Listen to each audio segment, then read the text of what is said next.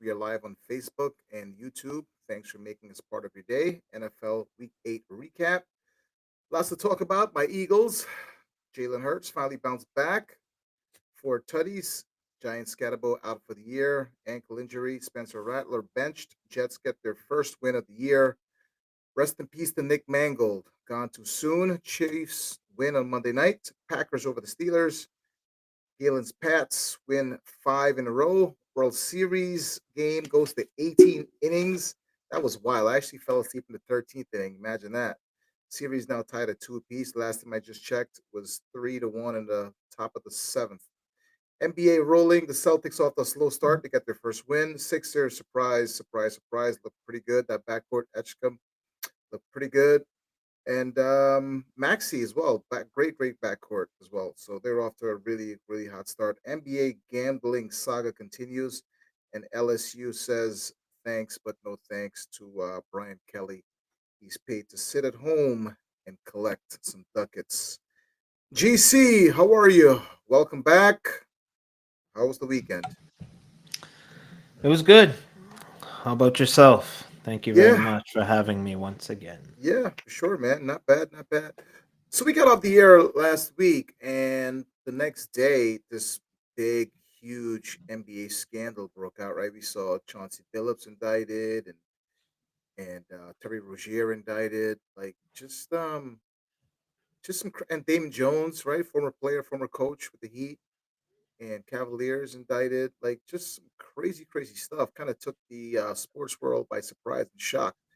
Who do you feel bad for, Galen? The fans, who's ever involved, or just the league itself, or just sports in general? Are we robbed? Are we to believe seeing is true or not true? We don't know what to believe these days. It seems like, right? What's your take on this whole gambling saga that shook up the sports world a few days ago?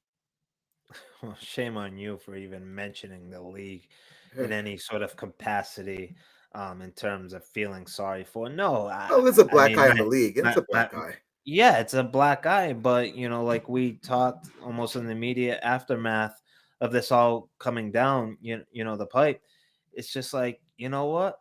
No, screw the league. If anything, the only thing that is valid with what you were just alluding to is Right. the fans and fans really like across the country as a whole, But the league, like I said, going back all those years with the whole referee scandal with the was it Tim Donaghy's of the world. Tim Donaghy's of the world and Yeah. all that stuff to now, like, we got an current NBA coach, an active player, Billups, Rozier. I mean, no. If anything, they are uh, uh, an extension of the league. And you mean to tell me that what the league is totally like just caught in the dark and just completely surprised by any of this? No, it's just like the league, if anything, what they've always done for years upon years upon years, long before now. If anything, they're known for like just basically what sweeping, Sweeping things things of under the this rug. magnitude, Yeah. you know, potential, noticeable, huge, problematic issues that are, you know, just wrong on so many, you know, Levels. Yeah. yeah, so many levels, like epic proportions. Like, if anything, they're gonna continue to just like try and get away with what they can get away with until just the law finally steps in. Hence, the FBI and all that stuff. Like I said, they're not just gonna like come knocking and like legit force their way, in terms of entry, over, oh well, like this is just about truth, and we surmise here something is just doesn't smell right or whatever, and like, let's sit down and talk about it. No, they have these guys, they have like, you know undisputable evidence upon evidence. Like, it can't be any more concrete once those guys and girls get involved. So, I mean, if it's now reached that magnitude, which it certainly did last week, then you mean to tell me that the league is completely blindsided? The league had no idea that, like, not even like a hinge, yeah, a hunch that of any of this happening? No, it happened way back when on David Stern's watch to now. What's his face? Adam Silver. Adam Silver, yeah, Like, Adam Silver. if anything, like, no, what they're known for doing, if anything, is just like, hey, whatever you do, do what you got to do. But they're obviously been turning a blind eye to it and just hoping that it just doesn't get out in the masses, nationally, and you know from a legality standpoint. But no, I mean, the league's got to know on some sort of level that this isn't being called straight down the middle. This Yeah, isn't like a genuine watch.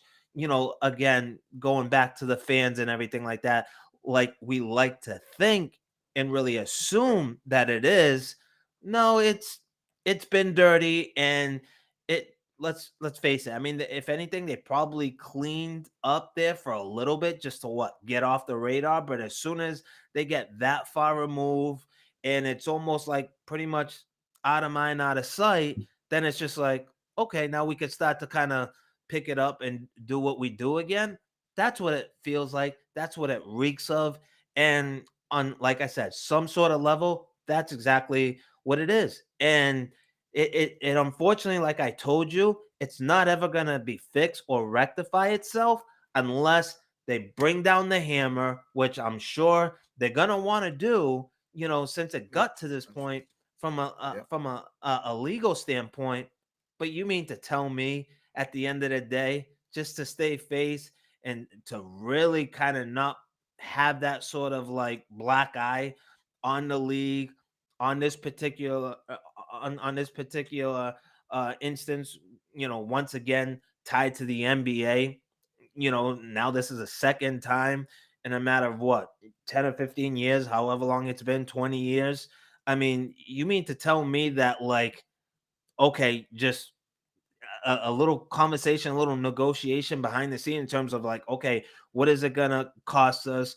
Name your price or whatever for us to kind of like get away once again with a slap on the wrist. Unfortunately, I think this is where it's inevitably gonna end up trending. But if I'm like I said, the FBI and on the legal front, they wouldn't be able to talk me down in terms of trying to buy their way out yet again.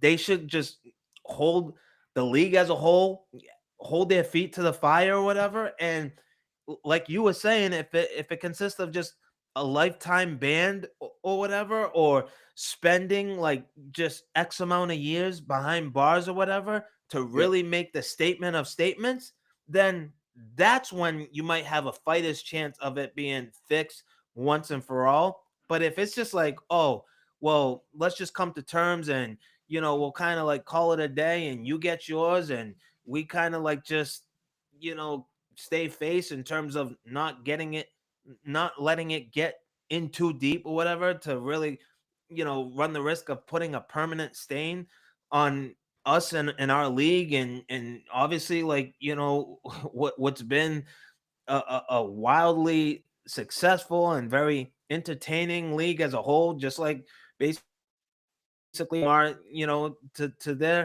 to their standpoint as well. I mean, professional sports is professional sports. I mean, we're all fans. We all love for it to assume that it's being called right down the middle, whether it's on yeah, the betting side of things, DraftKings, or just you just watch it for the pure love and respect of the game, and you just being a flat out fan. Whatever brings you to that television screen, phone, tablet, whatever the case may be, like, it's just wildly successful. That's why they make all the hundreds and tens of millions of dollars that they do year in and year out. You know what I mean? So, like, they don't want it to get to that point, because if it does get to that point, guess what?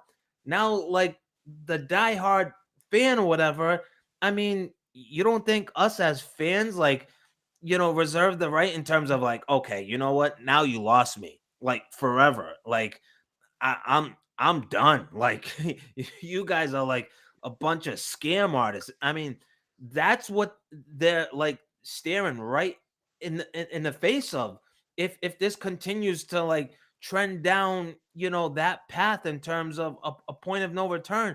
But if once again, some way, somehow they can cut a deal and just like get off, without like getting to that point, then probably over time, just like we did the first go around, the fan, especially the casual fan, you know what I mean? They're going to tend to give them the benefit of the doubt. They're going to be, you know, probably stand a really good chance of continuing to stay on board and get reeled back in and just be like, all right, well, that wasn't as bad as what it appeared. And guess what? Like, you'll still have that immense following. But if it really gets to the worst case scenario, no, you know what? They run a pretty legit and like serious risk of just like fans just throwing their hands up, and rightfully so, and be like, you know what? I can't do this anymore. You can't be trusted. You don't deserve my sort of Yeah. like concentration and utmost sort of fandom in terms of following and this and that. And you just for a second time, and like I said, what, 15, 20 years, however long it's been, you guys are just a bunch of cons behind the scenes, because that's basically, let's call it what it is. They're a bunch of cons, league included. Yeah. I mean, Terry Rozier is still being paid by the Heat, which is crazy, 26 million. I mean, this guy's got a lot of money. He's made over 120 million in his career. Chauncey Billups over 100 million in his career. Damon Jones, I'm not sure how much he made, but when is enough enough? The money. Why are you guys chasing all this money? Do you really need that much more money in your life?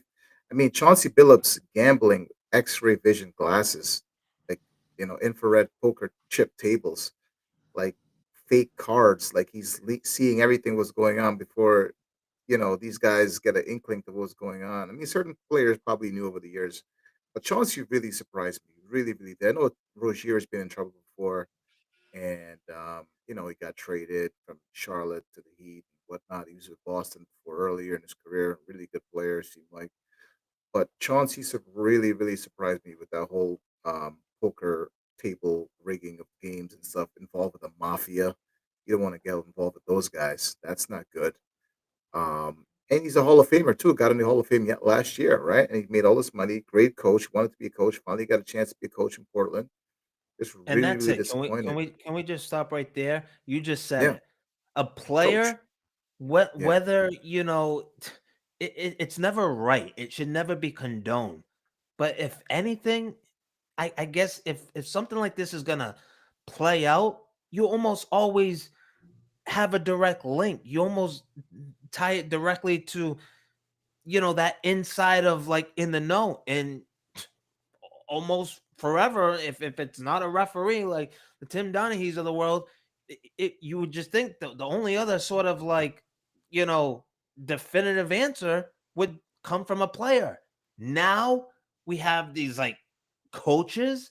I mean, maybe it's not really any other coach. Hopefully, I mean, I can't say that I with hope much not. confidence, but like Yeah, now you open up a whole nother can of worms. You know what I mean? Like it's now reach, or it started to reach from not even an assistant coach or a trainer or anything like that. The head head coach. Head coach. coach Listen to what you just giving said. The coach information. of the Yeah, Denver Nuggets. That is a problem. A player, yeah, I don't agree. It's never even ever in its lifetime, right. whether it's past, present, or in the future. It's never okay, acceptable referees player. But a coach, oh my God, Yeah, he's we've giving reached a whole new level, Kemper, and that right. in this one latest, occurrence that's sits before us. That's probably the biggest shocker, that we have a head Yeah, coach Chauncey for the right at the brunt of all this sort of like BS gambling that saga. I mean, yeah, he's the it, coach of the Blazers. it's They it's let him just go the crazy. other day, and he's got information not privy to the public, right? So he's passing information to his boys or whoever. So they have inside information, and they're betting on certain things and certain players, over unders and prop bets, which is a big deal. Rozier did the same thing, kind of faked an injury with his leg, and everybody was betting on him to get out like less than 9 minutes, and his boys, whoever. place huge money on they flagged it. NBA caught it. They flagged it. Um, and Damon Jones, player slash coach as well, he's knowing that LeBron is not going to play, so he's telling who X, Y, and Z to like bet on Bron over under. He's not going to play, so bet on the other team or bet on whoever. And a lot of people are making money. And so these are coaches now, even a step above. You hold them to a higher standard than a player, and the I integrity of mean, the like I game is said, just shot. And it's just, it's I don't even it's know what to believe. it, We always have a it's funny feeling too about certain games and outcomes and players and yeah. coaches and the league itself. And now you don't Like know what to believe. You're just looking at a product. You're like, is this real or is it not real? That call kind of seems like kind I of said, funny. You don't know. it's The fix never is in, right. man. The fix is in. Yeah, the fix It's is never right. No, absolutely it's it. never right. It's never right. But I guess, No. like I said, if there's one or two entities that make sense, whether it's just like strategically or just because we kind of picking up on something for our own eyes or whatever, like Yeah. players, certainly referees, like again, Donaghy's like going way back to now, like some of this sort of like wacky, like officiated games, we're seeing it seems apparent allegedly, like you Yeah. can't say anything until like what's definitive, like ends up kind of showing up, like almost like in this case the FBI getting involved and all that. But it's just like when you Right. get some of these wacky calls where the explanation's not like making sense, or the A lot Chiefs of just a sense. Yeah. couple weeks back where like not even a No single call is penalties. being made or whatever. Like I get it. Like I guess on that front it makes sense. There's probably something in it for like these referees that are like clearly like just at the brunt of it, you know what I mean? To these players. Like I feel like if you're a knucklehead, you're always gonna be a knucklehead, right? But a head coach, like just like these players, I mean, you work to get in these positions like your whole life, and then you get there and you like run the risk to be a part of like basically this mob-led asylum, just Yeah. like you said a few minutes ago, a few extra bucks. And we're not even talking about tens and hundred, million dollars, tens of and hundreds of millions of dollars here. We're talking what, like a couple hundred thousand. That's peanuts Yeah. compared to what these guys make for an actual salary. You know what I mean? Players In a or lifetime, coaches they are all made over like that. 100 million. That doesn't even make sense. You're gonna Yeah. piss away all these tens and hundreds of millions or whatever that For like nothing. is right there in front of you, or you're signed on to basically get from start to end, and then you're gonna throw all that It's away crazy. over like I said, chump change. Like what? Like if it's 250, 300,000, 200,000, name your thing. Like it's nowhere near these salaries of these players and coaches. So like to me, I don't even think it's about the money. I think it's just more of like the empowerment. It can't be about the money. It Yeah, doesn't make I any mean, you sense. make they think about their name and their prestige and who they are, and they'll never get caught, and they just do it because they think they never get caught. They're above the law, right? So it's weird Right. because none of these I don't see Empowerment. any mafia Empowerment. guys being arrested, right? Empowerment, I'm yeah, better for than sure, you. I'm better than you. yeah.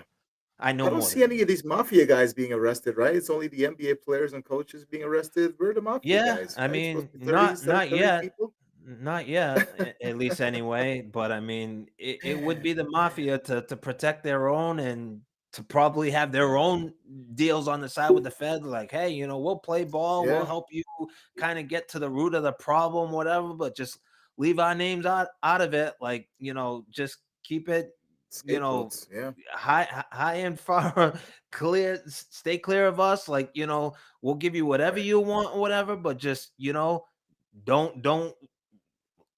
link Leave us our names out with of it. Yeah, these frauds or whatever. Like, we'll we'll it's we'll crazy. get you we'll get you who you're after or whatever. But you don't think that's, of course, it's these players and these coaches now that are dumb enough to get involved with the mob or whatever, and to what, think that like they're just they have the ultimate Above the in, law. like they're Yeah, one of them, like they're actually family. No, they are family through and through.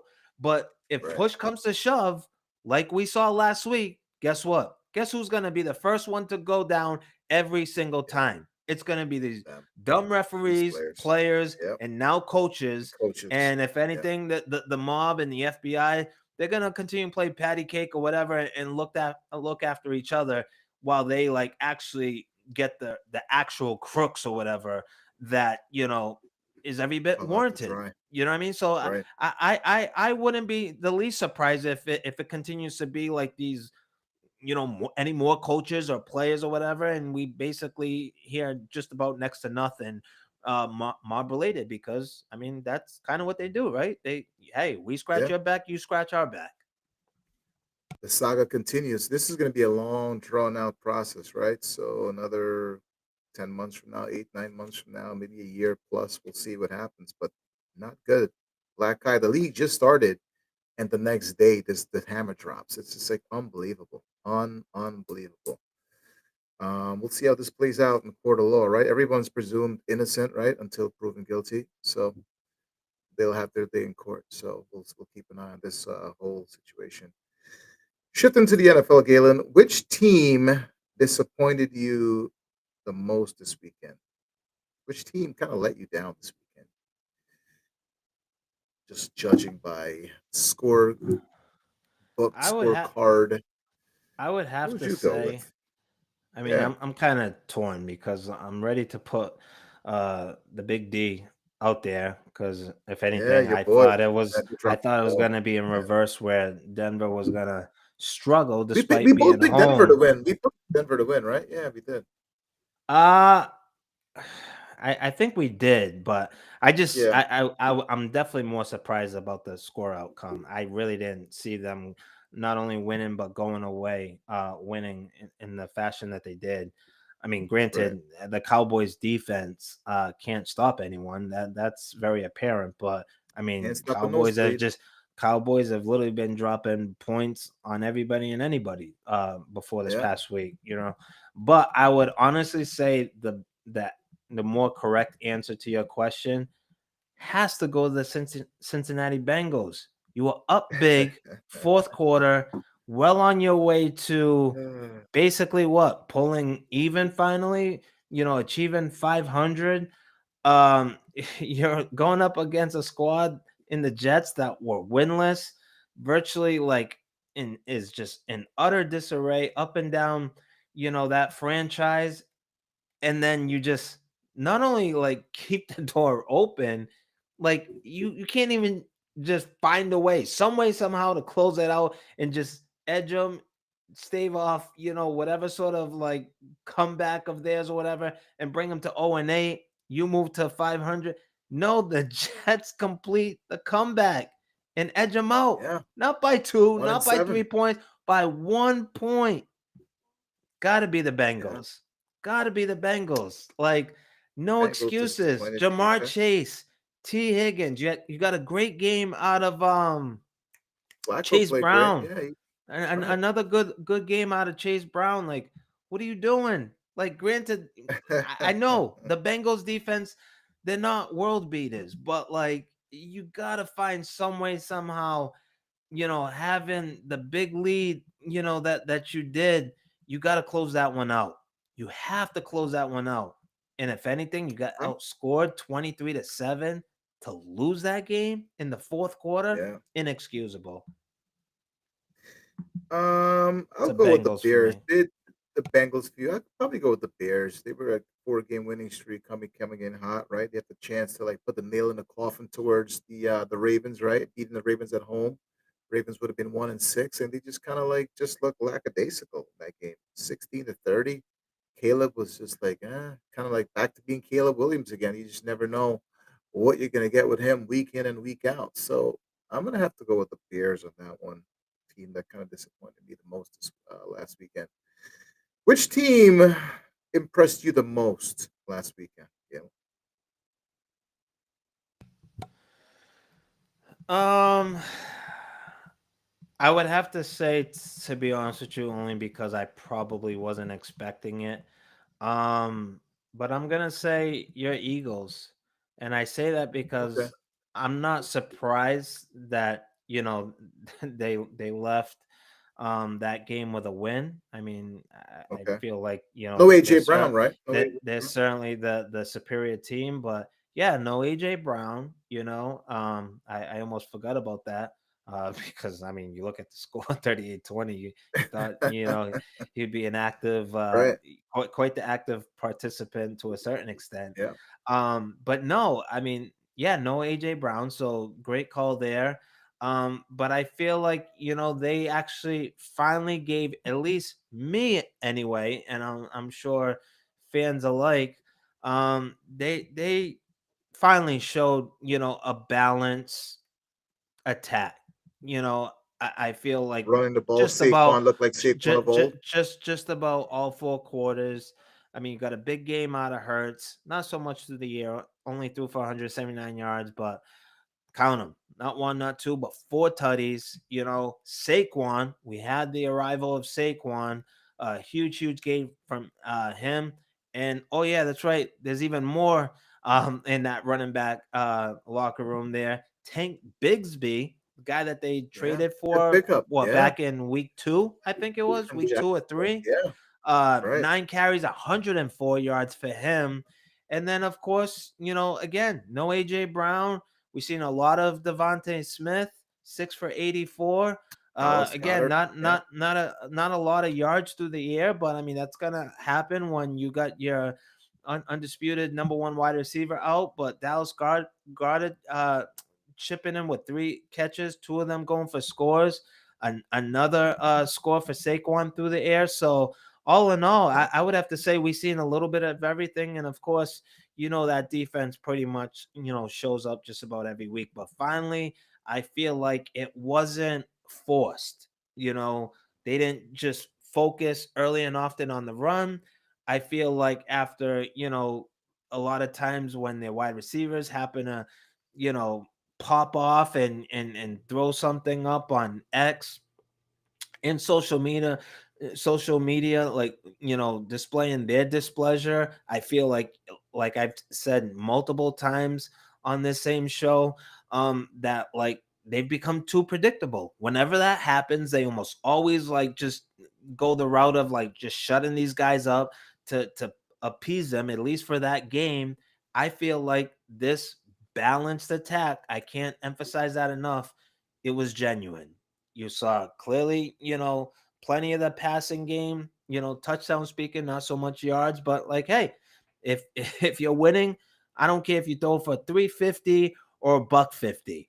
Just be effective, just look good in the wins. And I feel like on both fronts, we saw that. A very explosive running game, and we've seen, plenty of fireworks through the air with the 4 touchdowns with Jalen Hurts.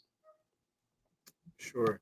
The team that impressed me the most this weekend, the kind of a tricky game because this team coming in had like 4 wins. You're like, really? They have 4 wins?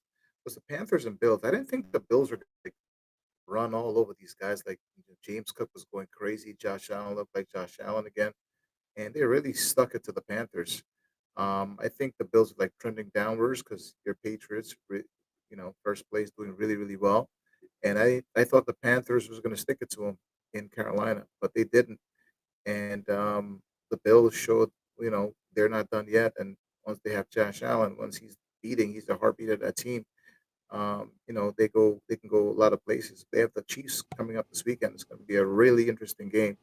But the Bills really, Yeah. really surprised me I'm last not weekend. surprised. I Yeah, was tempted to pick the Bills, especially coming off of right. two difficult losses. But I mean, They you needed you that had game. They you needed you that you game. you you had to have thought that they were going to wake up and A finally matter of like time. just Yeah, uh, uh apply themselves and really kind of like give you that sort of like complete dominant game from start to finish. And I know Panthers have been kind of like up and down, and I would have to say relatively a surprise at 500 now yeah, after this past yeah. week. They're 4 and 4-4 4, now. 3 and 1 at Yeah, home. So that was their first loss at home. But at home. Yep. if everything goes according to plan for the two teams, I mean, let's face it, it should have been the Bills in runaway fashion. Not quite literally, but yeah, basically Right. just that with James Yeah, Cook going off for figuratively. 216 yards and 2 TDs, right? But I mean, you look up and down that roster, James Cook, Josh Allen. I mean, man, those boys from Carolina, they ain't ready for a Bills led squad of that magnitude Not or when James Cook is whatever. running like that. No. Yeah, with that much firepower and like definitive talents at their respected positions in this league or whatever.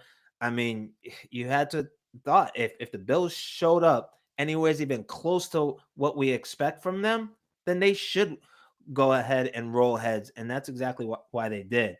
And like I said, I feel like we don't really ever point fingers or question the Bills. When they win, it's pretty sound, it's pretty complete. But I feel like the Eagles, it's just like, which version are you gonna get, from them? Are they gonna be fighting themselves and still like find a way, or is it gonna kind of revert back to like what we saw so many times through and through just a year ago, where they were just like very problematic on both sides of the ball and much more complete looking of a team again a year ago, as opposed to what we've seen here, at least out the gate through the first 8 weeks in 2025. So that's why I gave the Eagles a nod and the Bills, Right. pretty much a pass for this one. What teams are a contender right now today in the NFL? Contender versus pretender. Any couple teams for you? You would say? Are we talking about like surprise teams Nah, just a or contender. They're up there. They're strong. The I Colts mean, contenders, there's a couple teams. Bills I would have contenders. to throw the Steelers, the Bears. Um, I'm trying to ignore the Ravens record, but you would have to say the Ravens, just They're because they're still picked to win that division they because have too much proven Lamar talent in Jackson. this league. And if you Yeah. look ahead at their schedule, yes, I will still give them the contender categories. And again, a team that I just mentioned literally a minute ago. Um, Surprise, surprise, but Carolina Panthers. I mean, at 500 this late in, well, at the halfway point of the season, you know, still a very young team. Not a ton of talent on either side of the ball, but they have pieces, right? And they're gonna continue to like. Yeah. Obviously, you would think add to that via the draft, free agency, maybe a trade here and there. Obviously, we're coming up on the NFL trade deadline. I mean, I don't know, at 4-4, you know what I mean? I guess they could choose to be buyers if they want, or they can just as easily sell, but at least for another week or so, yeah, I'll lean the Panthers and I'll give them contender for the most part. I mean, they're certainly in the thick of things. Pretenders. Oh, Who are you we? got? Well, Hmm. did you ask for Well, that was pretenders or contenders. contenders? Yeah. Well, Because contenders. I Now we're in gave you pretenders. contenders. Yeah, I'm yeah, yeah. sorry. Now we're on pretenders now. Yeah, it's Oh, okay. okay. Now we're on pretenders. Well, you guys a pretender. Cowboys. I like the Cowboys, right? Pretenders, the Cowboys. You never know what you're gonna get with Yeah, I would have to say the um Cowboys as of right now. I feel like they're Texans. they're Yeah. they're a one-sided team. I mean, they're much more, you know, likely to put such an effort, you know, close to winning, if not, at least winning and taking care of business at home. I mean, they're like the furthest thing on the road. I mean, they're now 1-4 on the road. So, I mean, I can't quite take you seriously if like you're just one sided. You know how to Yeah. show up and close out games at home and really not on the road. So I have to say I'm throwing the Cowboys in there. Um, I would have to Well, mention see, right now, despite the record, I don't know what to make of the 49ers, mainly I was just because gonna say that. Yeah, yeah, they're still far from the team that like we expected to see, right. by and large, due to health concerns mainly. So I feel like the jury's still out on the 49ers. I think they've been more fortunate than anything to be at 5-3 uh, through 8 weeks, and of course they just caught an L to the Texans. The Texans, yeah, I didn't see three and that coming.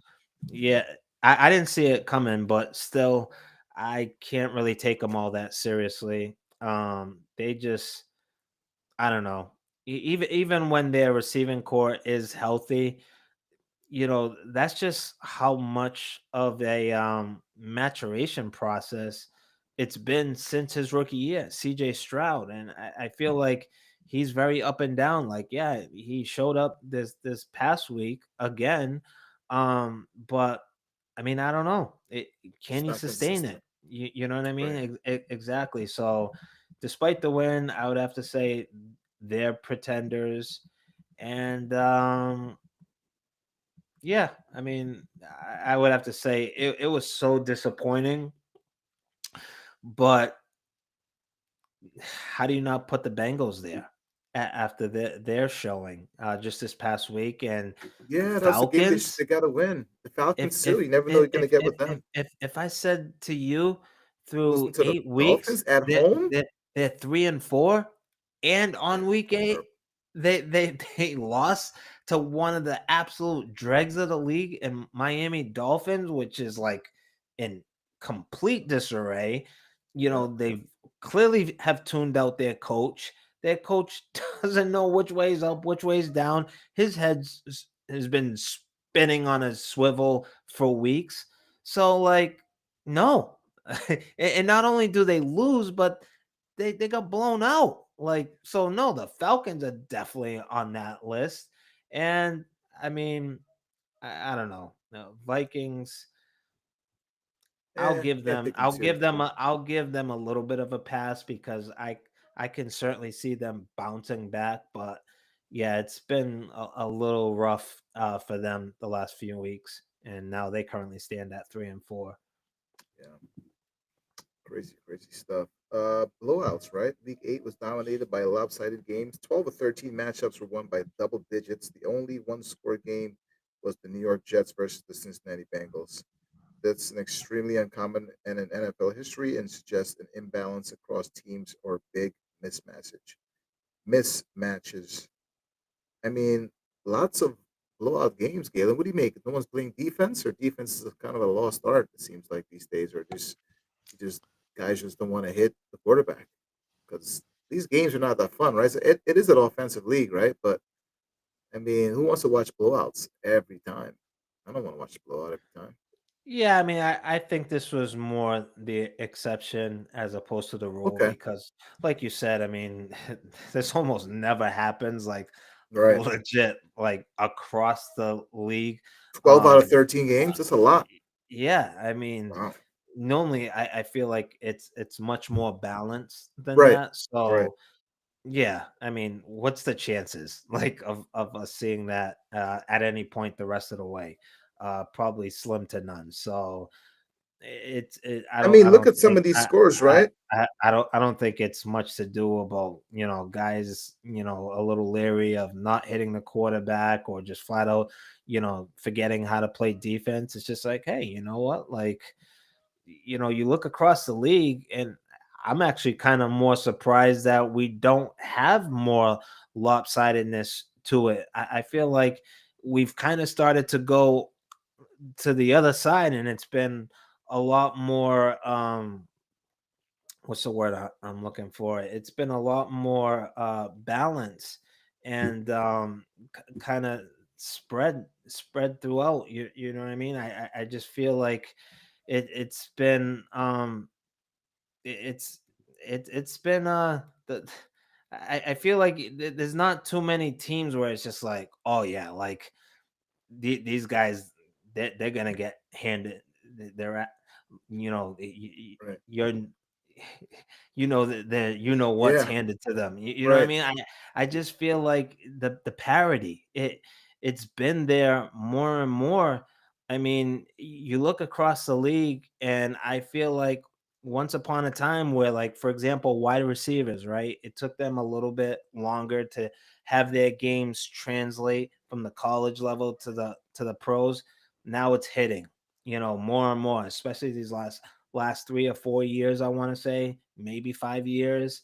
Once upon a time, there really wasn't, much of a prioritization, at the running back position, because it was going all air raid and just like high flying, up and down, just, quote unquote, in the NFL passing league.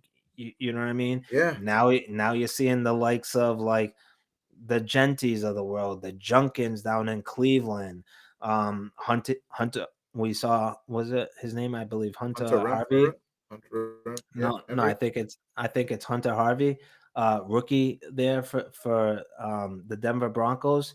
Yeah, not a ton of yards on the ground, but he ended up getting into the end zone this past week 3 times. So my point is like you're starting to see more and more firepower enter the league, and of course, you have guys like, for example, James Cook, Jonathan Taylor, Saquon Barkley there in Philly, like, and then of course, you got at least a handful of proven quarterbacks going into the league, and then you have guys, that are emerging more and more, literally by the week, a la New England's Drake May. So it's just like, and none of these guys are, throwing in the towel in terms of like, all right, I'm done, I'm out of here, I'm fading Yeah, off to the sunset. So as long as these guys don't end up retiring, and these positions coming from the college front, end up being drafted and taking their game to the NFL, I feel like, if anything, this might become more and more of a thing, much more than in the past. I mean, it just seems to make too much sense for it not to.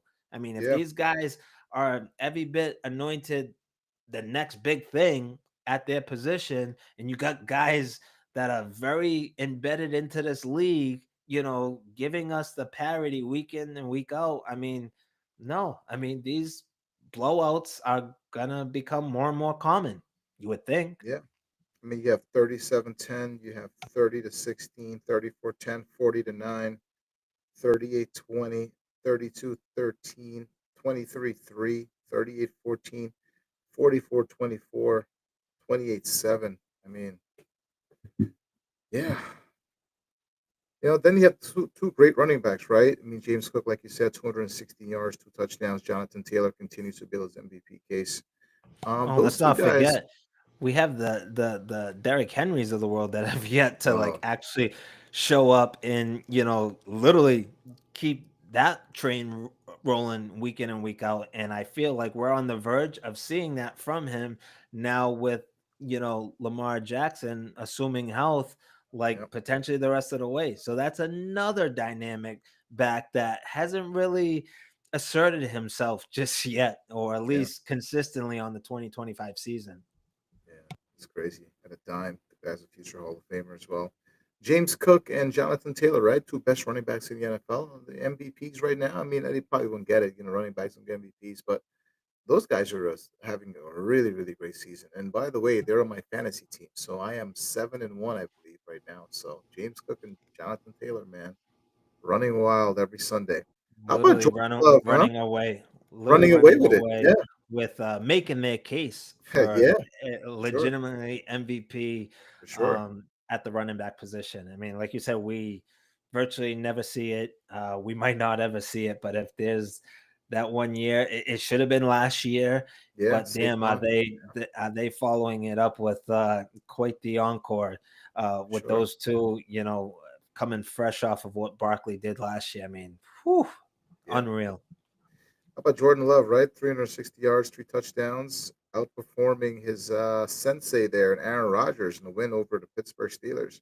You surprised Green Bay won that game? Because Pittsburgh had a chance to like really put the gas metal to the pedal kind of like separate themselves from the Bengals and the Ravens, right? And they kind of dropped the ball in that game Sunday night. Yeah, I'm not surprised that ultimately they ended up pulling it out.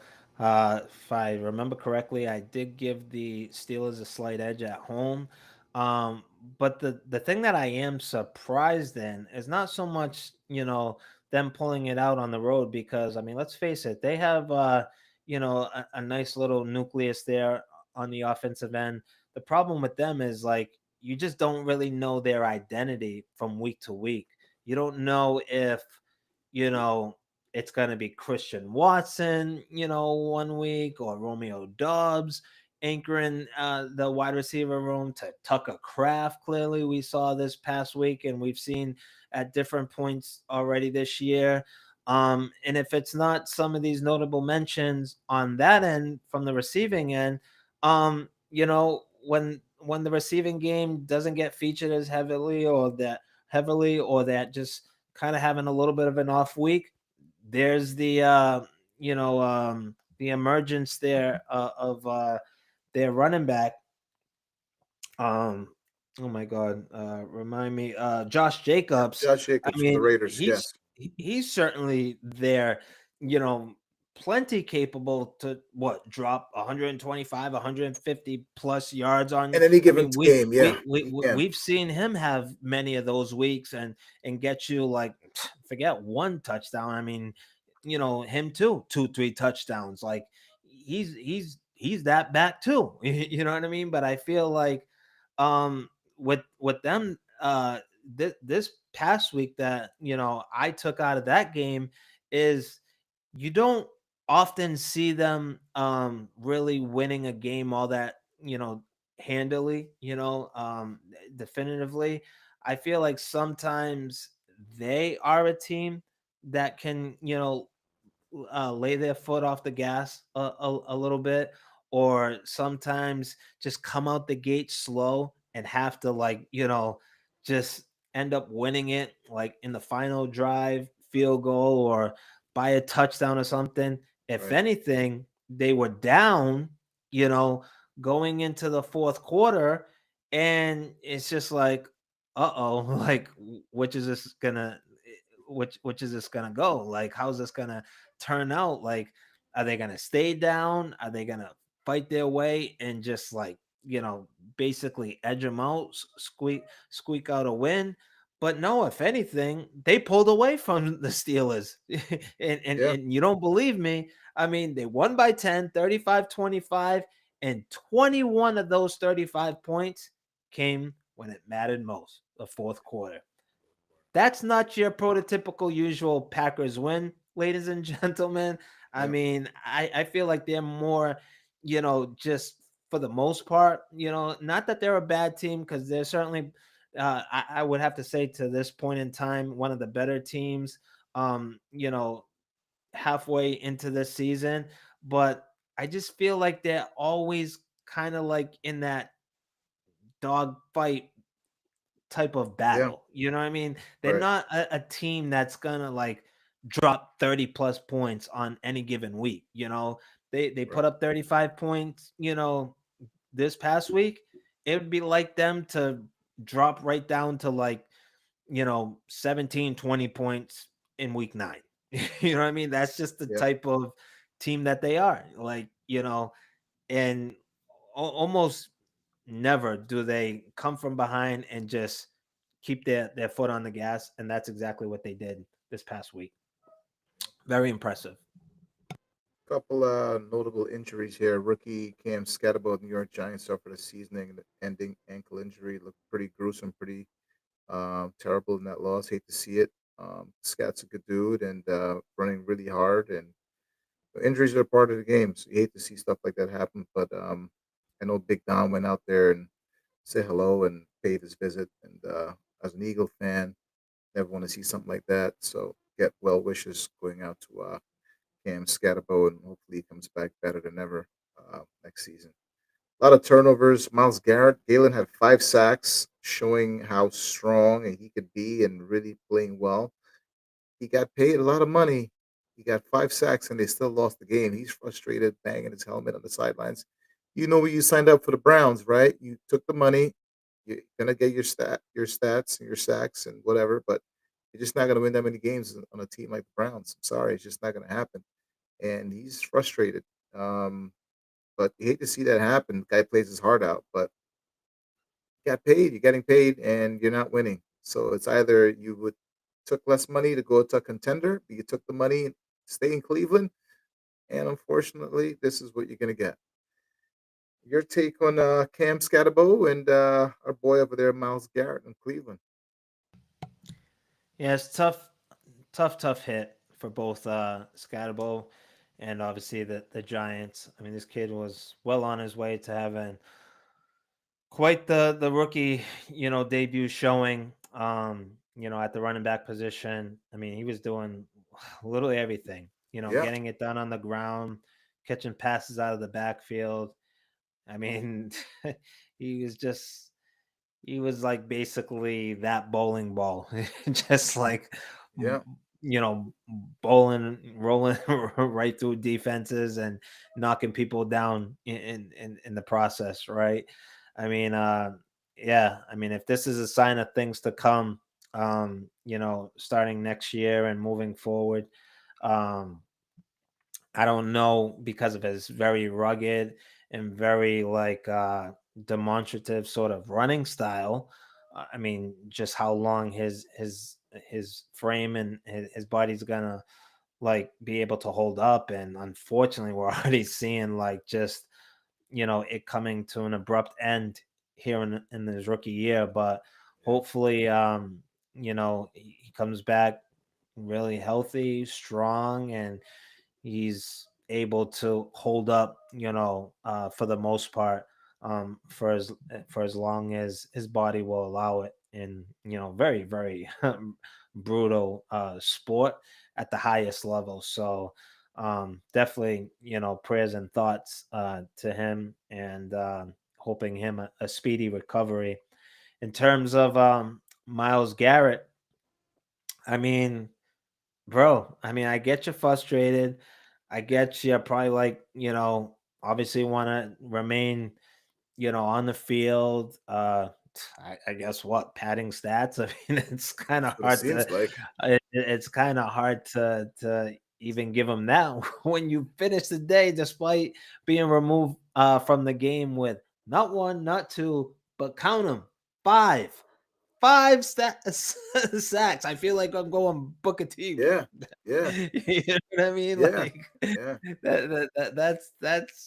that was your day. I mean, but like you said, that's also kind of like comes what with the territory. Like, bro, it was your decision. I Right. I get it.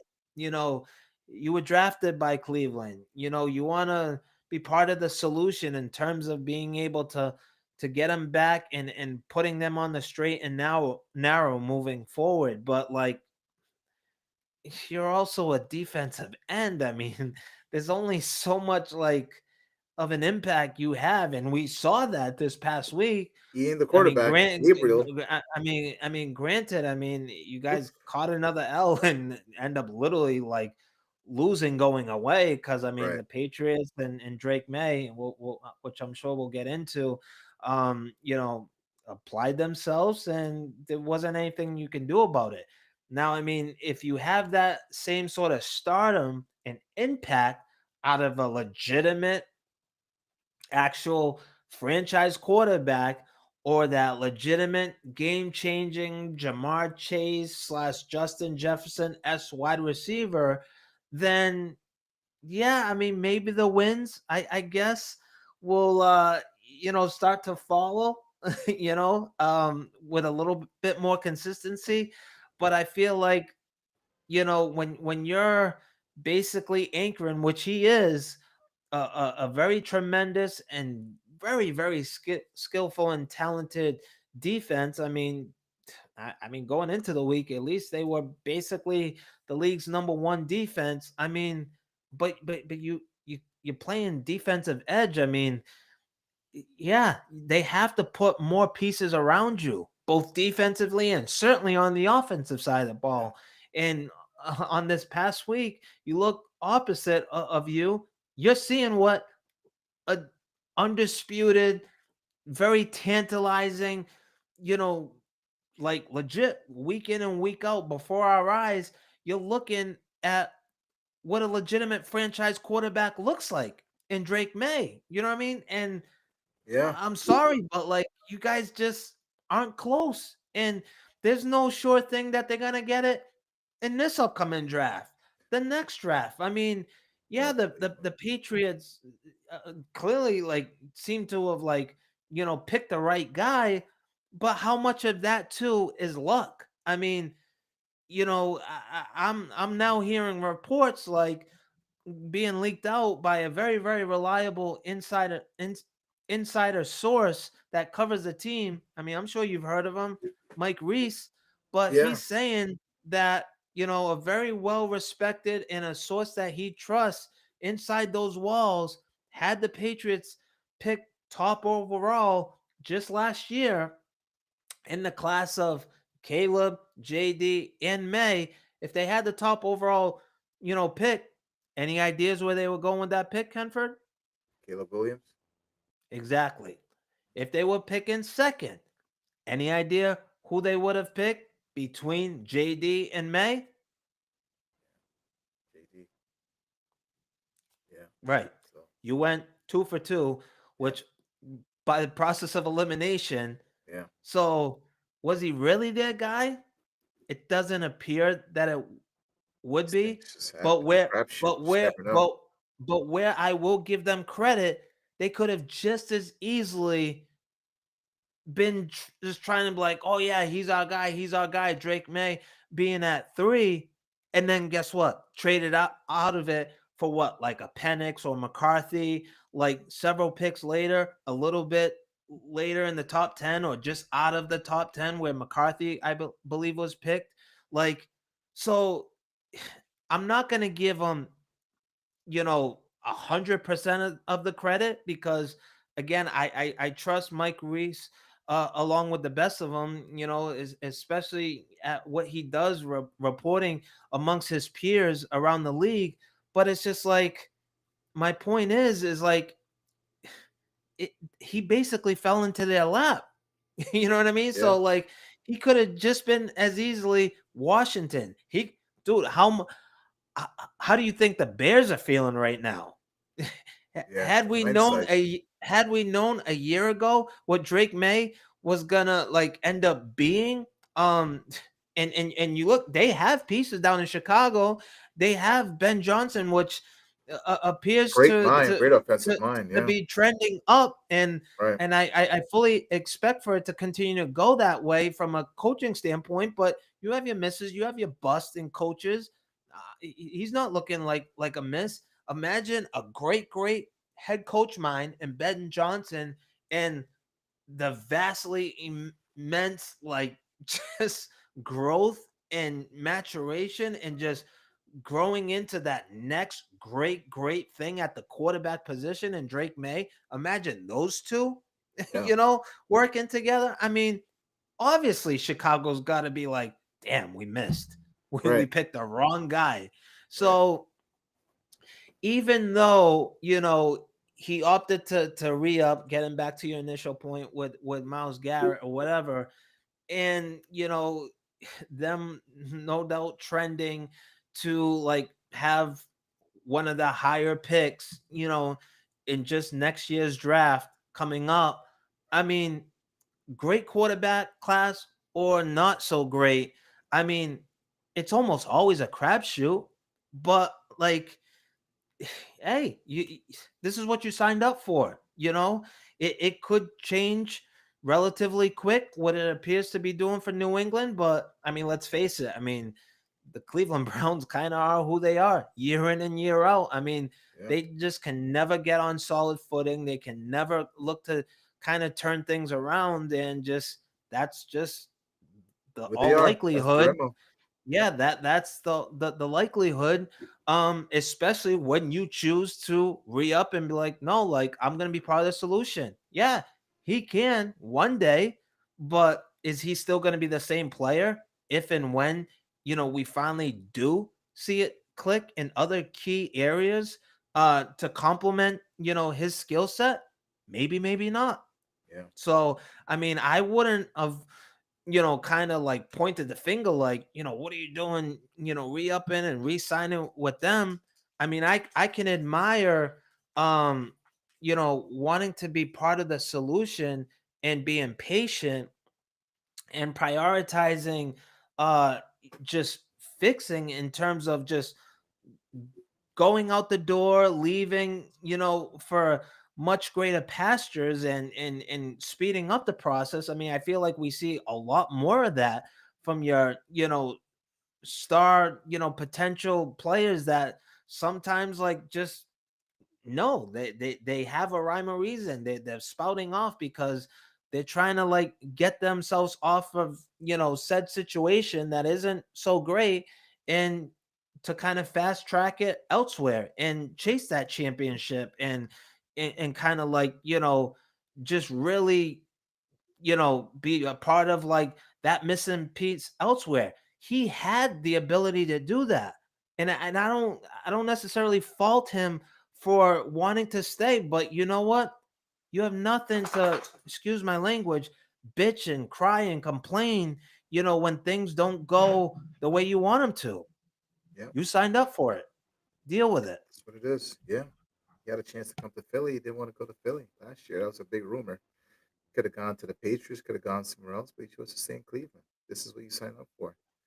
You already know what it's going to be. You could have the many stats as you want, but you're not going to win a championship in Cleveland. It's just the way it is. Broncos, Bo Nix threw for multiple touchdowns. Rookie RJ Henry alluded to had 3 scores, and the Cowboys defense crumbled. A couple of years ago, the Cowboys had a legit defense when Dan Quinn was there, right? After Quinn left, it kind of like went downhill, and it's just gotten worse. I'm not sure what I'm seeing with Dak this year. Is he getting better? Is he regressed? Paid a lot of money. Pickens has Uh, been Dak's okay at not times. Dak's not part of the problem. I mean, if Also, anything, defense, right? you He's you traded you best defensive you player, look right? And Parsons, you right? yeah, you look, he's finally maintaining his health. He's putting up, I mean, earth-shattering numbers. I mean, But they're, honestly, but they're not you winning. you you look at Dak, I mean, it's kind of hard not to, view him as having like, and he's had a really good to great career, minus a couple injuries along the way, but this might be his best statistical year yet.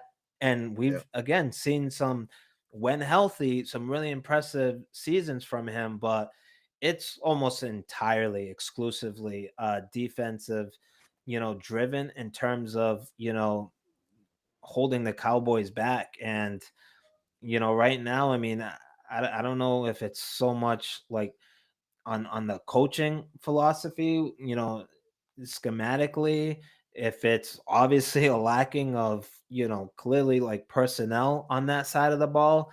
But I mean, what Jerry tried to spin and making sense of the whole Micah Parsons trade. I mean, sorry, but you can't tell me that they came out better on the other side after making that trade, because clearly, like you said, they can't stop a nosebleed. So, yeah. I mean, that's not quite, really playing out as much as he wanted everybody to think that that was gonna look to spring them forward and make them a better balanced team. Save it, Jerry. Save it to someone that's, you know, you know, just, willing willing and ready just to buy everything and anything you look to tell them, Cow- whether the sky is like purple with black polka dots. You know what I mean? Like, go find that guy. But me, you, and a lot of other people, we're not that guy. Cowboys in a lot of trouble. Jets 39-38 versus the Bengals. The only one-score game this week. Jets got their first win of the season after a comeback, including a touchdown pass from Brees Hall. That was a crazy play. Um, just you never know, you know. Even weeks could have bright spots, and this was it for the Jets, man. Never they played until the final whistle, and Glenn's got those guys on a bye week, and you'll see what happens after that. But kudos to them, man.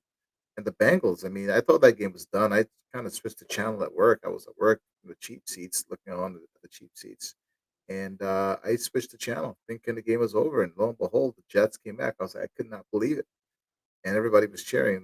The Jets actually won a game. Galen, how surprised were you? And Brees Hall, right? Finally looked like Brees Hall. It seemed like he wanted to get traded on X, free, put some stuff up there on X about freeing himself or get me out of here or something like that. He was alluding to. But Brees Hall looked like the Brees Hall of old, and good for him, man. Hard work finally paying off.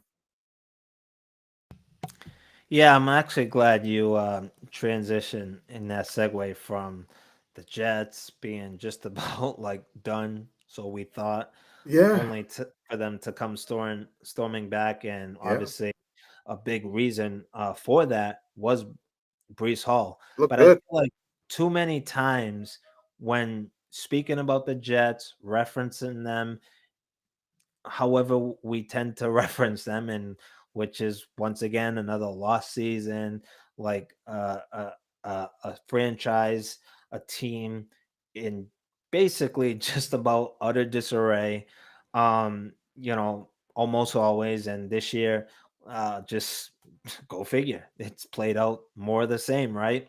But I think I finally know what it is about the Jets What is it? that's going on, and why they're the Jets this year, just like they were the Jets last year, and no doubt they'll be pretty much the same Jets the next year and probably the year after that.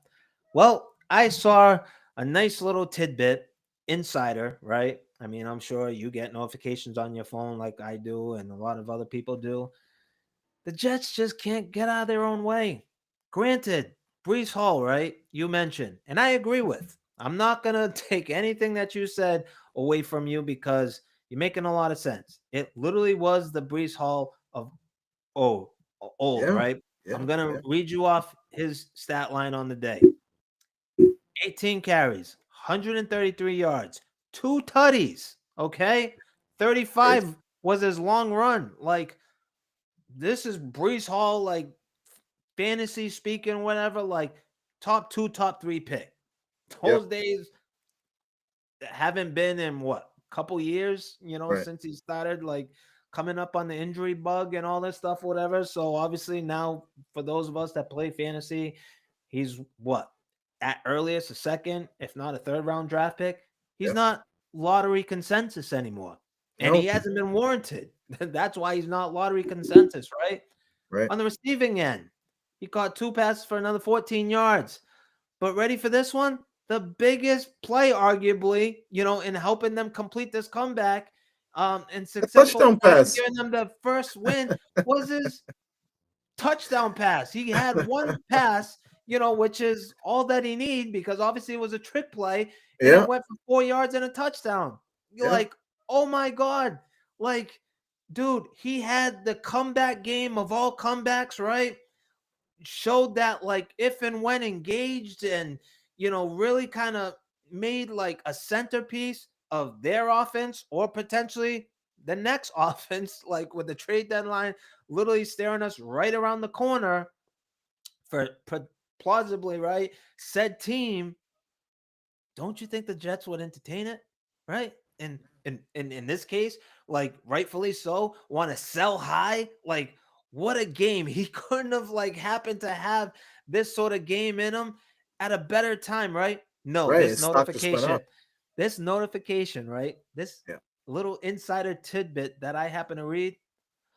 Oh, the New York Jets are like inclined to, probably as of today, or however it was like, formatted and put into context, they're leaning on keeping Brees Hall right on through the trade deadline, just for the simple fact they're a little leery of their running back depth.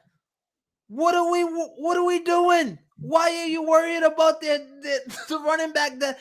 Where are you going in 2025, 2026? Tell me, where are you going at 1-7? Yeah. They're Like, done. like They're done. the next season you could potentially hope to make something of yourself and like be taken seriously, if you want to call it that, is the 2026 season. Right. Why are we over here erring on the side of precaution in terms of like, well, if we trade him, then what are we gonna do? Next man up, Isaiah Davis, like bring someone up, elevate him from the practice squad, or pluck someone else from someone else's practice squad. I mean, I don't know. Like, Yeah. maybe you could find someone flipping burgers for Burger King. I don't know. It's running back. They're a dime a dozen. Sometimes, they're just just as likely to surprise than disappoint, whether they're a sixth, seventh round draft pick or a guy off the street, which we've seen like over and over and over again. What are we doing? Do you want to fix what's like an annual ongoing problem and, you know, collect some assets, just get whatever you can from a starve hungry running back needy team? Like, dude, is this not like a football poker game? Like, okay, like there's Brees Hall, like, we're putting all our chips on the table. Like, what do you got? Like, what are we doing now? You're gonna say like, oh, what's behind them? Who cares what's behind them? You're 1-7. This season is done. So you know what, dude? Yeah. I will give them their flowers. I will give them their credit for finally, through 8 weeks. It took you 8 weeks to get your first win, but we're gonna prioritize, no doubt, probably his best performance of the year at the best possible time, right before the trade deadline. And now, like, at best, it sounds like 50-50. And don't tell me, oh, now all of a sudden he's reeled back in and he's on board, whatever. You betcha, you know what, he still wants Yeah. out of New York. I'm Don't give sure. me that. Sure. He's One good he's game. mentally he's not really all there. He Right. still wants out. Like, that hasn't changed. Ship him out. These But you know guys put what? stuff on If they X. don't if they don't do this, Kemford, this is why the New York Jets will be just that. The Jets, Jets, Jets. frauds. They're a Just bunch of end the frauds. season. Yeah. It's crazy. I Well, mean, do you not agree? yeah. I mean, the guys have one good, amazing game, and now you're like, oh, we're gonna keep him. See what maybe he's build. We can build for the future. I mean, it's season's over, That's but blasphemy, yeah, bro. If you ask me, that's I'm, sh- I'm ridiculous. sure he wants to get out there and compete and contend. Look what the guy can do, and he's just on the Jets. They're not going anywhere. Get him out. I mean, he put something on X. I'm sure he didn't change his mind just after one game. This guy can play. Have him contend and stack up draft picks, and draft smart. I'm the Jets. That's what I would do. But who are we, Galen? Right? We don't know, right? We don't know. Defense still Nope. And the wins. Jets have all the answers. That's why they're 1-7. Defense still wins. Execution varies. Teams that manage strong defense and force turnovers had the edge in week 8. Weak defenses got exposed badly. How about our boy out there, Spencer Rattler, being benched, huh? Like Kellen Moore and the Saints. I think the Saints compete a lot, but they just can't get it together. I mean, they lost, you know, marginally by the Bucks. But Spencer Rattler benched. Surprised? I was a little surprised. Just because, I don't know. I mean, I really didn't think he was playing an abomination sort of game. I mean, was it, even anything even close to some of his best games? No.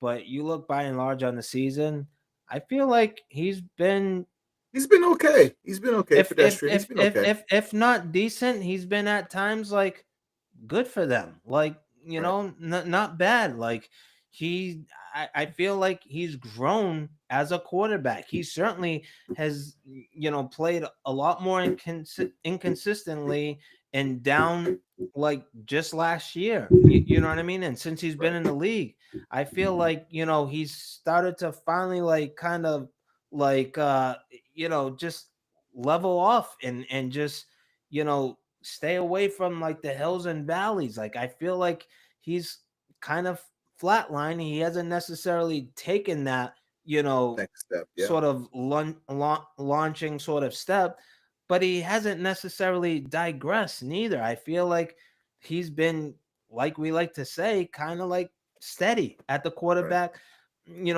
position. He's been like what we also like to call like a game manager, you know.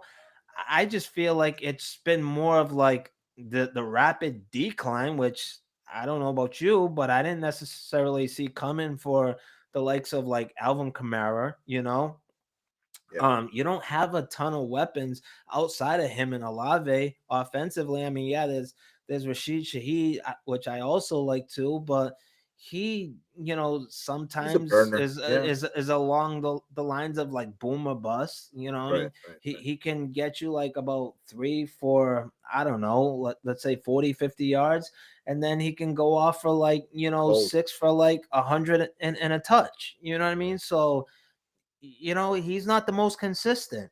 And then, defensively, like, they are who they are. I mean, I think they have a little bit more, talent on that side of the ball, but just to like bench him in favor of the rookie, I mean, I guess maybe they want to take a look and get him some meaningful snaps because certainly he in this league he has he certainly has a lot more of a runway moving forward than probably the likes of Spencer Rattler. I mean, he very well could be their future. Where Rattler at this point, he probably is who he is at that point, which is not really gonna get you much moving in both here and the now and moving forward. So I mean, I get it, but I also heard someone say too that they were also surprised by the benching, and then of course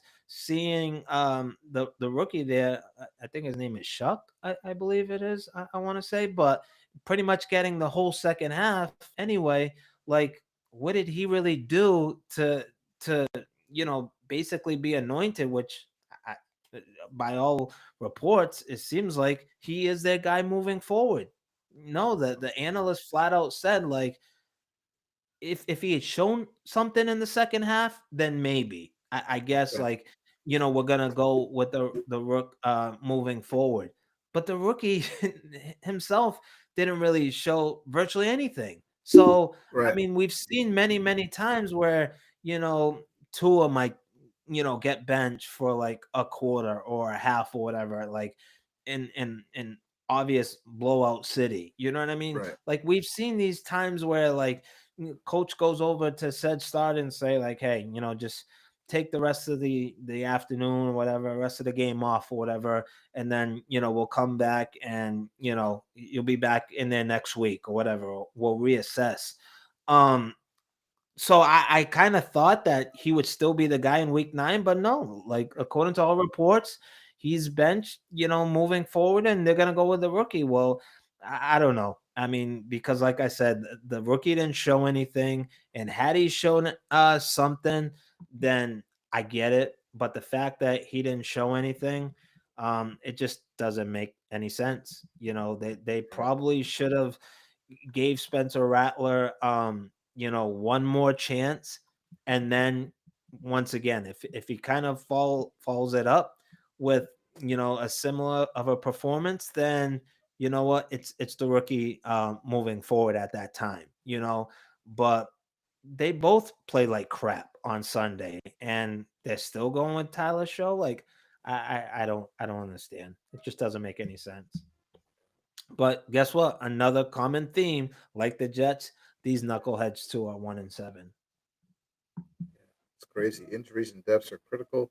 Teams missing key players or relying on backup quarterbacks, wide receivers, corners are feeling it a bit heavy. Week 8 in the books. Galen, week 9. You know, oh, we got some song there. Oh, I don't know what happened. yeah.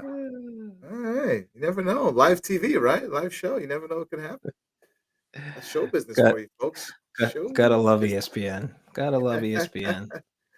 It's like when Jim Harbaugh goes in the locker room, right? He says, "Who got it better than us? Nobody. It's us, man." Week 9, right?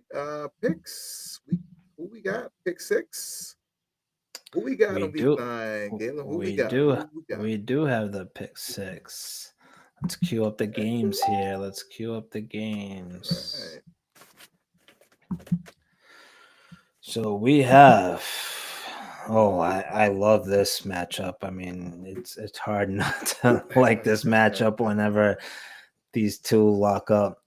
Got KC Yeah. at Buffalo. Whew. Yeah. I can't pick this game. Explosive City. It seems like every year Buffalo would beat Kansas City. Kansas City always beats them when it matters most. So I'm gonna take Buffalo by a point. But um, yeah, I'm gonna take Buffalo by a point, but it doesn't really mean much this game for me, unless it's I unless it mean, counts. you very well could be right. I mean, they are the home team, Right. and they're still extremely talented, especially offensively. So if there's that one team, maybe outside of New England, not to be biased or anything like that, Hmm. but I mean, I only mentioned them because they're all of a sudden just you know legit crapping out 30 points a week, Yeah. right? They just show up on the field and boom, give me a 30 plus and call it a day. Yeah. But Buffalo, I mean, you've seen it just last week with Cook and of course Allen too. Like, yeah, I continue to say it. I'll say it once more. He's arguably the league's best at the quarterback position. But Mahomes, very battle tested, right? Yeah, has some ridiculous credentials himself.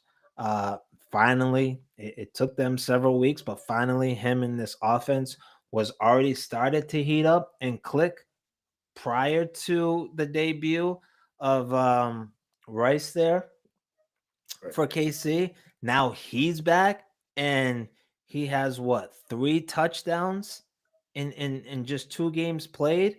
Yeah. We seen a spike in his volume.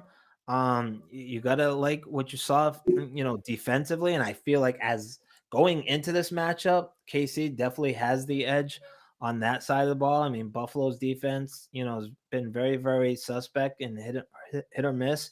Um, I'm going. I think I'm with you. Should be like a nice back and forth heavyweight slugfest. Right. I don't think there's going to be any sort of blowout on either side, but I think right now KC is just like arguably white hot going into this matchup.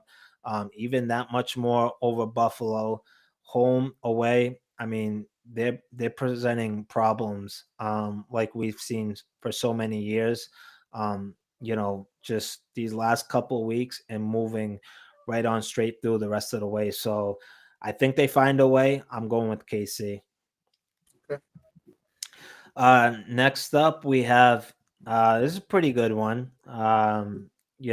Indianapolis has been pretty much as good as there has been to this point in the AFC. They're coming in 7-1. The season ended today. Obviously, they would own the number one overall seed in the AFC. They're traveling to Pittsburgh. Who Man, do you got? that's a good game. Pittsburgh's got to bounce back, right? You got to think Pittsburgh's got to bounce back after that debacle versus the Packers. But Indy also running well and playing really well. Danny Dimes. I'm just gonna go with the hot hand. I'm gonna ride the hot hand in this one. I'm gonna go Indy. Yeah, I'm going Indy too.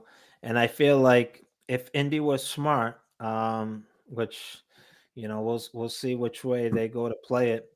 But if they were smart, like you said, they should lean on the hot hand. That hot hand is not Danny Jones. I mean, um, Danny Dimes, Daniel yeah, Jones. yeah, Daniel Jones. That hot hand, however, goes by the name of JT, Jonathan Taylor, Oh, not he's a Jason stud. Tatum. He's a stud. Yeah. Jonathan Taylor. I mean, he's tearing up the NFL week in, week out. And I feel like what's the best way to basically offset what Pittsburgh is known for, basically year in, year out, this year being no exception with Watt there. So you want to kind of keep him at bay. You don't really want him to kind of like gather up momentum early right out the gate, because if and when he starts to feel himself and he gets a sack or two under his belt, it can definitely set up and look to go against the Colts and be a long day for Daniel Jones. So I expect for JT Jonathan Taylor to be fed early and often, and just outside of what I mean, there's really not much there to fear in terms of a Pittsburgh defense. I would have to say Indy, and I don't think it's necessarily all that close. They should win this game, certainly going away. And Sunday night football, we have the Seahawks traveling to Washington. With, at least as of right now, things are looking up and trending in the right direction for their star young quarterback, Jaden Jaden Daniels. Daniels. So If he it plays, hasn't been announced just yet, hasn't been but announced just yet. Okay. it looks like he may be back out there this past week, just in Yeah, I case mean, if if you're on the he's the fence. heart and soul of that team, so if he comes back, I think they got a good chance of winning this game. They're kind of due for a win. Seahawks have been playing really good ball as well with Donald and company. Um, hmm, this is tough, man. If he plays, obviously I'm going to lean towards DC. They're kind of desperate. If he doesn't play, Seahawks are rolling 100%. Yeah, I would tend to agree with that. The only thing that makes me a little nervous is whether or not he plays. And let's just say, assuming that he does play, um, I mean, is he going to be able to kind of hit the ground running, Move around or gingerly, takes time. Yeah, yeah, or is he going to be a bit off? Being a couple of weeks away, or rusty. and Yeah, I will say, home or away, certainly you got to give Jaden Daniels the edge at the quarterback position right. over the Seahawks, if he is out there.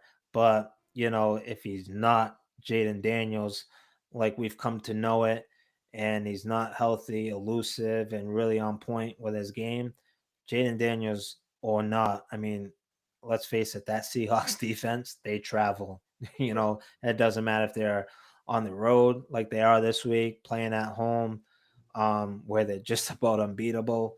I mean, they're going to be a tough out, and I think uh, whichever Jaden Daniels does end up showing up for the Commanders, if he's out there, I think it's going to be a close game regardless.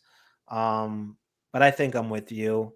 If he's out there, they obviously feel really good of where he's at from a health standpoint. And I really don't think that they would put him at risk if there was really any doubt from a medical standpoint. So, with that being said, I think he's out there. I think he shows out and he does what we've all come to see him do, both through the air and on the ground, if need be, if it comes to it. So, I'll give the Commanders the slight edge, being at home this week, and potentially getting their star quarterback back. So, yeah, I'm going with Washington as Okay. well. And Monday Night Football, we have the Cardinals traveling to the Big D to face the Cowboys. The This two one is and kind of five Cardinals versus the 3-4, and don't forget the one. one. 3-4-1 Yeah, Cowboys. both teams are disappointing. Kyler Murray just seems like he's not the guy, smallest guy out there running around constantly. Harrison's a stud. I like him. Be really, really good if his quarterback was any better. No knock on Kyler Murray at all. He's paid his dues and he's a quarterback. He's obviously capable, but it's just been disappointing. Can't get anything going, not consistent.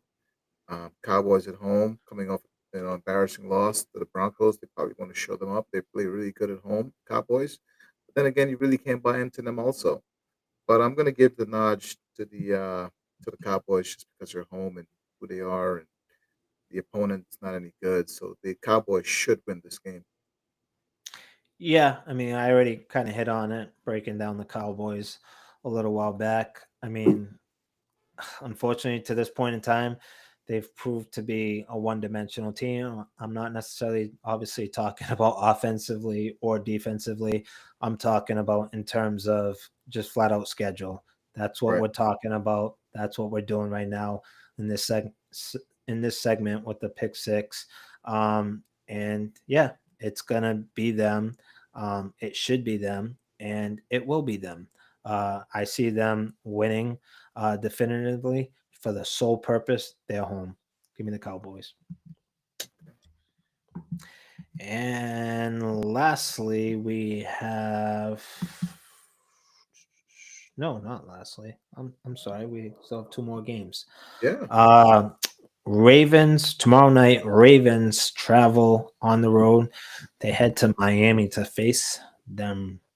Surprising Dolphins coming Thursday off of night a very very strong week football. 8. Thursday night football. Same thing with JD. Seems like Lamar Jackson is potentially trending on making his much awaited return as well. But I don't think it really matters. He could sit the bench for another Yeah, game if he really yeah. wanted to. I mean, the You know, Ravens. You have to think the Ravens would win this game, right? Because God forbid the Dolphins win this game. It's like Mike McDaniel's is coming back next year. Run up and up. Everything's great. I don't see that. I don't see that happening. Foregone conclusion. Give me the Ravens. yeah, Lamar, no Lamar, home away. Yeah. The Ravens have pretty much all they need, especially with no Lamar Jackson. We'll see if Right. they roll him out or not.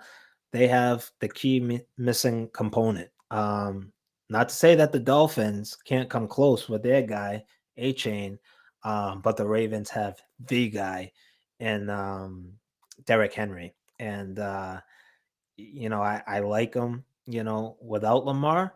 And I absolutely love them with the plausible return of one Lamar Jackson. So, just like I said with the Cowboys, not expecting much of a close game, if a game at all. If everything kind of sets up and plays out the way I think, this should be Ravens all day, all night, and it won't even be a contest. So give me the Ravens. They slowly but surely are making their way back to 500. Count it, bet it. And lastly, my Patriots back at home facing the Bijan Robinson led Atlanta Falcons. Well, the Kenford? real Falcons, please stand up. I don't know what I'm going to get with Bijan Robinson or Mike Penix. It's just you never know. Or that defense plays great. You just never know with these guys. 1 minute they lay an egg, and 1 minute they'll blow somebody up by 50. I mean, I don't know what to expect with them. Patriots won 5 in a row. Drake May is playing off the charts right now. Hard to beat, well coached team. As long as they don't make mistakes and beat themselves, which they kind of did early in the season, then they'll cost themselves a game. But I don't see that happening, and I don't see the Falcons um, doing any much of anything really. They're just the Falcons who we've come to know over the last previous years. So I'm going to go with the Patriots. I'm going to ride the hot hand with the Patriots in this one. Yeah, it's basically turning into, and fandom or no fandom, like, I'm just generally speaking from the heart in terms of the eye test and what I see. Again, trying to look at it as, as straight up as I can, Right. and not be so easily caught up and influenced with them obviously being the home team. But it's just hard to kind of get the better of the Patriots these days. I mean, I think, like I told you just last week, I mean, what they've done through the first half, I mean, back there in New England, I mean, there was a lot of realists, fans, media alike. I mean, if they took, like, and end up being a 4 to 5 win improved team from the last two seasons, not just last year, back to back 4 win seasons, and they got to like 8 or 9, how is that not a successful season? You know what I Yeah. mean? Absolutely it is. And you would sign up for that 100% of the time. I mean, people will probably, getting a bit ahead of themselves, you know, plugging them in for 10 or 11 wins. I mean, I kind of was, in that round when I first took a look at their schedule, but then I'm like, well, I don't know. I think we're still missing, too many pieces to feel that confident and that optimistic. But where now a lot of us started to kind of like say they would finish, they're literally like 2, 3 games away from that point. So that's Yeah, why you see and understand where I said just last week that they're basically a full half of this first half of a season. They're already that far ahead of where right, myself and many others predicted that they would be. They're a full half season ahead of schedule. So with the whole second half still to go, and they're not losing any steam whatsoever. If anything, they're gaining steam literally by the week. Coaching staff, certainly at the quarterback position, their defensive now is, not like certainly among the elites, but on the ground game, they're not getting burned, and that's a big part of what the Falcons do. As good of a back, that arguably you'll find in Bijan Robinson. I mean, Patriots are shutting down that part of an offense week in and week out against, you know, even the proven guys, some of the best, that this league has. And is he now gonna like end up being the next one? I mean, we'll soon find out. But I mean, if this game was on the road in Atlanta, this game would probably fear me a little bit more. But yeah, I mean, give me the Patriots. I'm yeah, stamping them going into this game with the utmost confidence. I don't see Drake, taking a step back anytime soon, if at all, at any point this year. And like we often say about a lot of the many greats, at the quarterback position, I mean, as he goes, their offense is just going to follow. And I think they're really like buying into this success as a team, how they're being coached. And that's a scary thing at the NFL level, is when a team, starts to believe, whether they have any business believing, right. but they believe. And again, I'm not here to say that they're necessarily going to be like, being the odds-on favorites to come out the AFC. I'm not saying that. I am a realist. They are certainly at least a few pieces away, but they are believing. They believe that they belong, and that you best believe they Yeah, know for a fact they're the better team this week, and they're gonna go out and prove that. So yeah, Patriots. Homerism aside, generally the Patriots, they seem like they're back. Justin, final game score: Blue Jays over the Dodgers 6-1. Game five, Blue Jays now lead the series 3 games to 2. So who would have thought Blue Jays are on the verge of winning the World Series first time in 32 years, 1993, when the Joe Carter hit that walk-off shot. So who would have Crazy. thought, Galen? Crazy, right? You never Crazy. know. Just never know. That's our show. Week 8 recap. Week 9. Hope you guys enjoy it. We'll keep an eye on the NBA, the association, obviously football this weekend, basketball as well. If any gambling thing pops up, we'll talk about that as well too, and a couple of coach firings. It's unbelievable. LSU, Brian Kelly's out, man. These guys get paying a lot of money to sit home and do absolutely nothing. See what happened with Penn State as well. Big buyout as well. Just millions and millions of dollars paying these guys to do absolutely nothing. Must be nice, right? It's not a bad. It's not a bad thing, right? Just Right. staying home, free money. Why not take it, right? Unbelievable. Well, that's our show. Hope you guys come back next week. We'll be back here as well. Eagles on a bye week, and your Patriots should steamroll the Falcons. He's GC. I'm Kenford. We are out.